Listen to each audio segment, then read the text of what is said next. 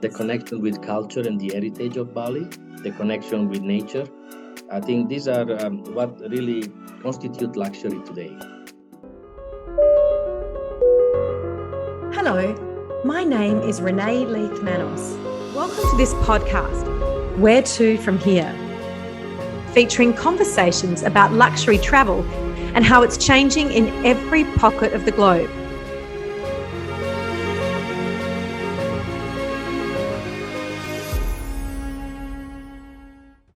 Today, we're going to another part of the world that I luckily get to visit a lot, and that is Bali. Now, Ayana Resort is one of the biggest resorts in Southeast Asia. It is luxurious, it is beautiful, and we've had the GM here who's Italian, Giordano Faggioli, to talk to us about everything Ayana and what is happening there. How are you, Giordano? I'm excellent. Thank you. Thank you for having me. Oh, thank you for taking the time out of your busy schedule. Just talk to us about Bali now. How has Bali changed in recent years? I have been lucky enough to live in Bali for quite some time now. I first arrived in Bali in 2009. I spent about 10 years and then I went away for a little while, but I couldn't stay away too long. And then last year I came back to Bali. In the last many years, I would say that Bali has changed definitely for a better way. A lot of infrastructure have improved. A lot of different activities, different features of the island and the culture that there is available here in Bali have been improved and added. So all in all, this tourism has become even more sustainable, let's say. There's a lot of effort is going towards that direction. And so I think I can only say that there has been a great positive change in the past decades that has improved the island as a destination. Oh, that's great. And what's drawn you back there? What is it about Bali that really connects with you? Besides being a beautiful island with great weather, great people, beautiful spots where to go, we have fantastic beaches and areas where you can do great surfing. We have mountains, we have rice fields, we have waterfalls, volcanoes. So there is a little bit of everything here in Bali that anyone would eventually like.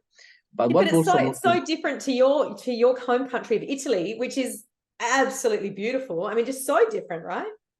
Yes, it is very different, of course, and it is something that really captivates you. But most important, I think the people of Bali are something that difficult to live and to forget. Their graciousness, their connection with nature, harmoniously living all together. I think that's something that really captivates you and keeps you here. That is really beautiful. Yeah, it's true. And you're the general manager of Bali's largest integrated resort. Now, what does that mean? I see that written everywhere about you. Well, Ayana has grown tremendously in the last years and now offers something that is unique in comparison to many other hotels or resorts on the island. We are trying to provide the guest all Bali experience, 360 degrees. You come to us, and if you prefer, you would not have to leave the resort, and you can experience Bali here for the all.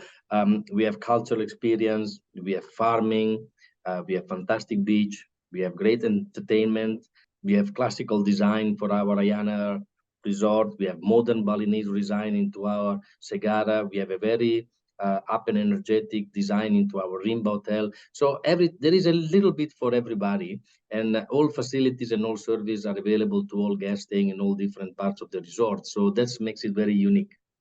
How many rooms do you have? Right now, we have close to 980 rooms between rooms, suites, villas. Yes. So and how many staff? For staff, we have a little bit more than 1,000, and of course we have a lot of people coming and living and working together in many different mansions. But yeah, that is what's about it. So we have quite a lot of people around every day. I remember, I'm not sure how long Ayana's been around, but my children are 16. I have twins, and I remember coming there when they were quite little, and they were completely taken with the little. You had bunny rabbits in little fences, like a little children's farm. And they even now they remember the joy that brought them. And I was there on my own with them. And that what brought me joy was your incredible bar. You have one of the most famous bars, don't you, in Bali? Yes, Rock Bar is still one of the iconic places in Bali, and one of those things that if you come to Bali, you must come and visit. So that is really a great thing to have. We are putting a lot of efforts. Our team ownership, always improving it, always making it better, always keeping up to date. And still Yes, today, after 14 years that Rock Bar is in operation, is still one of the most iconic destinations here in Bali that we are very proud of. absolutely. Well, it's sophisticated. It has fantastic drinks and food, and it's in such a beautiful location. Yes, we have one of the most incredible sunsets. For some reason, it's just amazing here.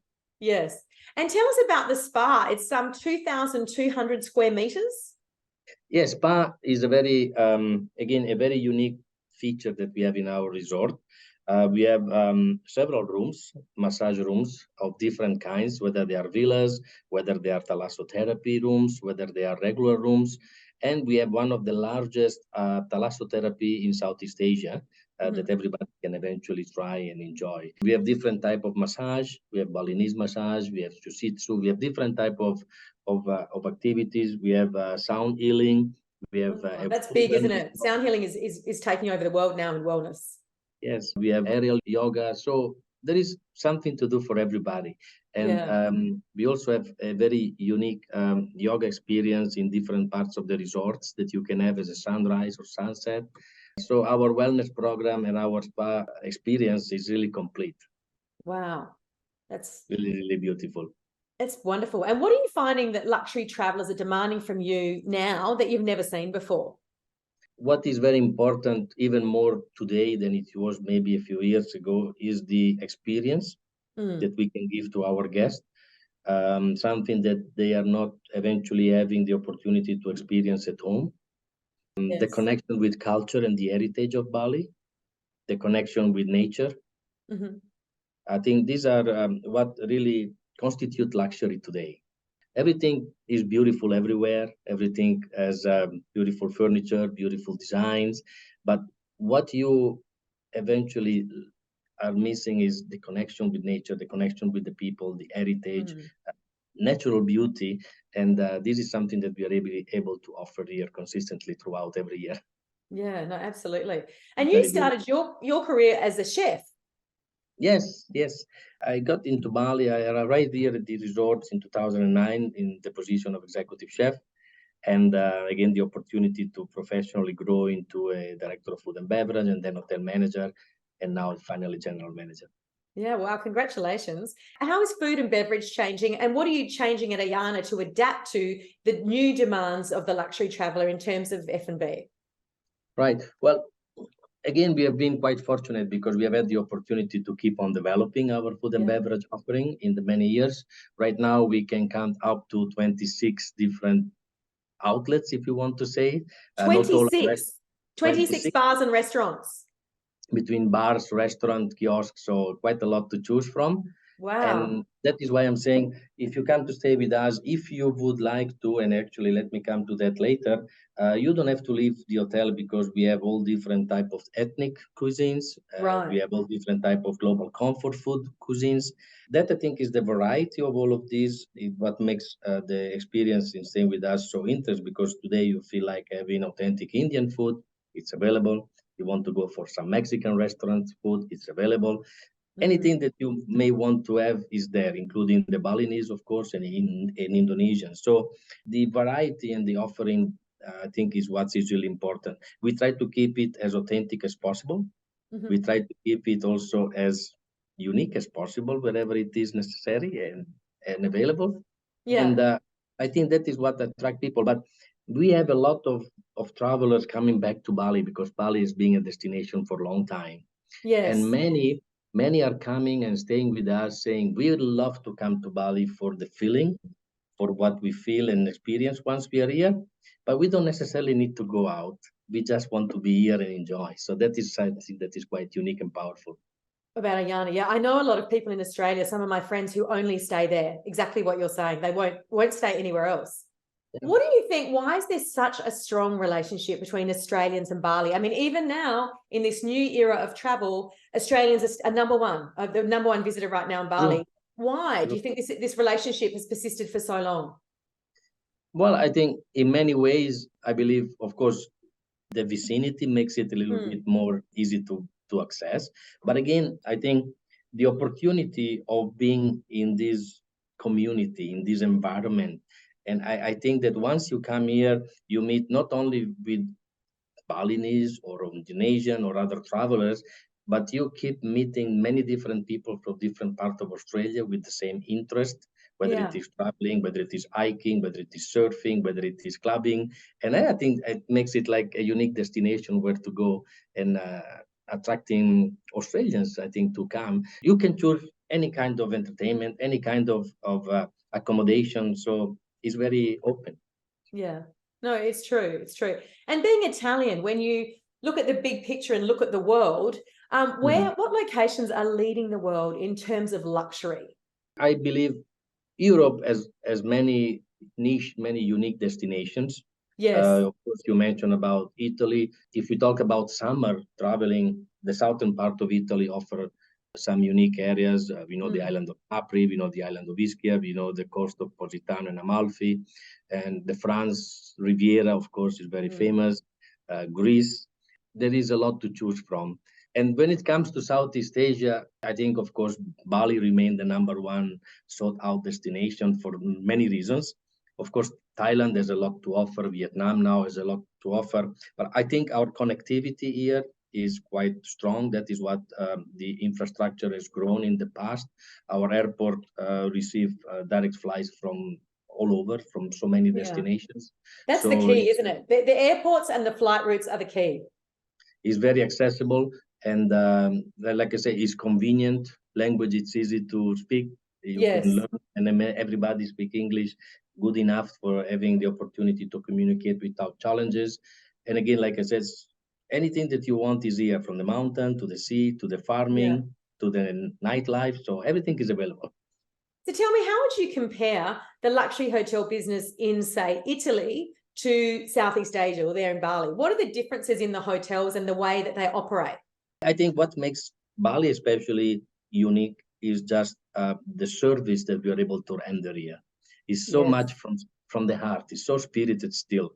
And like I mentioned, we have beautiful hotels everywhere, design hotels everywhere, furniture that is great, everything that is beautiful. But the essence of providing the service, I think, is still remain the most important aspect of an holiday or a destination per se. I think that here we are again so fortunate because we have such a spirited service, and that is something that we are still trying to improve consistently and provide it all the time in a better way. And that is what makes the big difference, because we know everybody will forget what we say, everybody will forget what we do, but how we make them feel is something that stays with them for a long time. And isn't that the key? Isn't that the key? Because even when things go wrong, because I have a luxury hotel consulting business and I teach the staff that very thing, that when something goes wrong, so to speak, that is the best opportunity for things to go right. Because if you make that person feel even more special because there's been a problem, they will come back and they will feel like you care about them. Yeah, it is a fact that there is not a single traveler that goes to a hotel and says, I want to find something wrong. No. Doesn't happen, does not exist. But if something goes wrong and you're able to correct it and to resolve it to the satisfaction and make them feel special about that, that is what makes a big difference. The service in different countries, I think, is what on the other way makes a difference, less in, let's say, in a less positive way, because unfortunately it's becoming very transitional. It's becoming maybe again less spirited, if not at all. So there is a big difference in that. No, definitely. And Giordano, when you travel, where do you like to go? And is it in luxury? A bit of everything, I would say. I think it's important to experience and to see other places. You won't be able to keep growing if you don't experience new places all the time. Of course, because I'm on an island, which is in many ways very cosmopolitan after all. There is everything here. We have shopping malls as well. But I tend to say I'd like to go to a city to visit in a different type of environment. Maybe I don't last too long, but at least a few days I like to visit new cities. And when it is possible, yes, experiencing luxury, how it is eventually perceived and delivered in these different destinations. But what I think is important that we like to do, and I like to do, is going to travel in those destinations where our guests mainly come from. And understand what is their habits, what could be their expectation, and what we can do in once in a while here to provide that. Because after, and this is the reason of our many restaurants, after you go into a new destination, the first 2 days you are excited, you are adventurous. But after the third day, you start to, let's say, missing home, and food is Yes. very important. And the things that you are eventually used to or your routine becomes very important. And that I think is something that is critical to keep in mind. No, I totally agree with you. Totally agree. And can you give us any insights into the future of Bali? What can we expect from Bali? Is it going to be changing a lot? What are the things that are coming in the future, even next year? I think Bali, of course, keep on changing. And I think that there will be more focus in developing in new areas, probably. The southern part of Bali is where everything is happening at the moment. Of course, we have Ubud, which is a fantastic center. But in the future, I would see Bali continuing to be even more cosmopolitan destination where you can have a lot of everything. But again, having this combination of both worlds, let's say, that Yes. still will remain what will be the strength of Bali, and it will Yes. continue to grow in that direction, I would say. Absolutely. And you know, one of the things that surprised me in the last 12 months, because I've been spending a lot of time in Bali, is the number of Europeans that are there. You know, I've never seen so many at France, all over Europe, really. You know, obviously there's a lot of Australians, but yeah, are you finding that in the hotel there's more Europeans than before? There are many Europeans. I think also living here on a longer base. Of course, we have seen, especially, we understand pandemic has changed a lot of things, has Yes. changed a lot of prospects, has changed a lot of ways of working. And that is eventually what is established as a transition whereby I don't need to live in my country to, again, do my job and Yes. travel when I can, but I can do it in many different locations because the jobs have adapted in different ways. And we have people that live here and they continue to work like they would do if they were, for example, in Europe, but they Yes. prefer Bali. So we, of course, the French community is strong. We have a good community, of course, for Eastern European as well. Italian are not as many, but every time I go someplace, I find a new one. So I think there are also increasing. And of course, Australian. Asian too. Asian from different countries in Asia. We have been seeing a lot more people still all the time here, whether they are from Japan, from Korea, so many. Yeah. No, as you said, that makes it very cosmopolitan. Yes, it attracts everybody. You could sit in a bar or be in a restaurant lobby and be surrounded by countries from all over the world. Yeah, it's fantastic. It's great. So look, it's wonderful to speak with you when we ask all of our guests to share where to from here for you. What are you doing today, or where's your next trip? Share something that's coming up for you, Giordano. Well, we are soon to open a fantastic museum in the resort. Wow. And it is a Balinese museum. Again, in our effort to provide, again, more complete experience to our guests. We will be opening the doors very soon, a museum that our guests in the hotel and actually also from outside will be able to visit, exhibiting some of the most traditional arts that are here in Bali. So that is something unique that is happening in our resort. And yeah, moving forward, we will have more enhanced products for our guests. We know that family is important for us.